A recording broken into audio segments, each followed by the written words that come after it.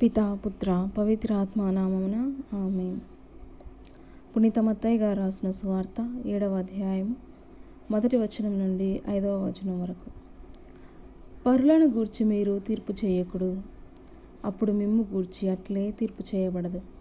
ఎందుకనగా మీరు పరులను గూర్చి తీర్పు చేసినట్లే మీకును తీర్పు చెప్పబడును. మీరు ఏ కొలతతో కొలిచెదరో ఆ కొలతతోనే మీకును కొలవబడును. నీ కంటిలోని దూలమును గమనింపక నీ సోదరుని కంటిలోని నలుసును ప్రేలెత్తి చూపెదవేలా? నీ కంటిలోని నలుసును తీసివేయనిమ్ము అని సోదరుని నీవెట్లు అడగగలవు? నీ కంటిలో దూలమున్నది గదా. కపట భక్తుడా, ముందుగా నీ కంటిలోని దూలమును తీసివేసుకొనుము, అప్పుడు నీ సోదరుని కంటిలోని నలుసును తీసివేయుటకు నీ చూపు స్పష్టముగా నుండును. ఇది క్రీస్తు సువిశేషము. క్రీస్తువా మీకు స్తుతి కలుగునుగాక.